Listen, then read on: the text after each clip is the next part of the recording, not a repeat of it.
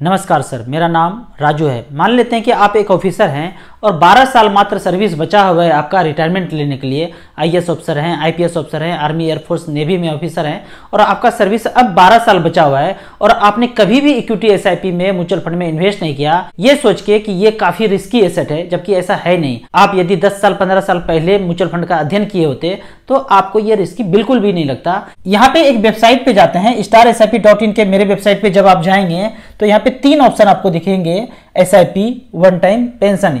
इस कैलकुलेटर पे 25,000 रुपए पर मंथ लिखा आने वाले 12 साल के लिए। 12 साल ही सर्विस बचा हुआ है रिटायरमेंट के लिए, तो 12 साल एसआईपी चला 25,000 रुपए पर मंथ और पोर्टफोलियो 15% का रिटर्न डिलीवर करे तो 36 लाख जमा करेंगे और बाद में मैच्योरिटी वैल्यू बनता है 12 साल के बाद 1 करोड़ रुपया।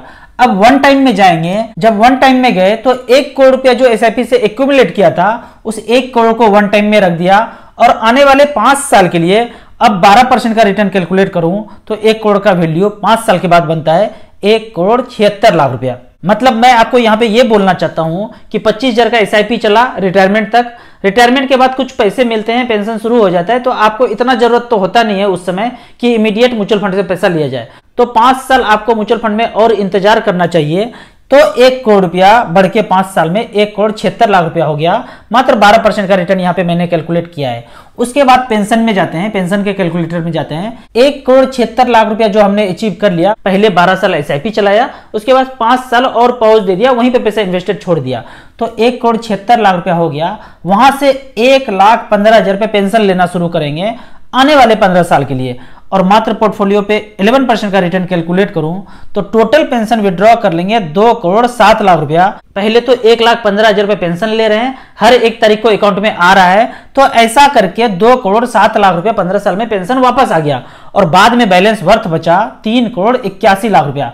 मतलब 1 करोड़ 76 लाख रुपया से पेंशन भी देना शुरू किया और 1 करोड़ 76 लाख रुपया बढ़ के भी हो गया 3 करोड़ 81 लाख रुपया। आप इसी तरह कैलकुलेटर पे जाके कैलकुलेट कर सकते हैं 10%, 11%, 12%, 13% पे कितना पैसा आता है। जबकि आप इक्विटी म्यूचुअल फंड का परफॉर्मेंस देखेंगे 15 साल, 20 साल, 25 साल में, तो 15 से 20% का इक्विटी म्यूचुअल फंड ने रिटर्न डिलीवर किया है, जबकि आप कैलकुलेट कर रहे हैं 11%, 12%, 15%। इस तरह से starsip.in के कैलकुलेटर को आप खुद से यूज करके आप अपना फाइनेंशियल प्लानिंग खुद कर सकते हैं। यदि आपको मुझसे कुछ जानना है और यदि आप ऑफिसर हैं तो आप मेरे नंबर पे मुझे व्हाट्सएप कर सकते हैं। आप अपने ट्रेनिंग प्रोग्राम में, मंथली मीट में, वेलफेयर मीटिंग में आप हमसे ऑनलाइन गूगल मीट पे क्लास करा सकते हैं। वीडियो अच्छा लगे तो आप अपने व्हाट्सएप ग्रुप में जरूर शेयर करें।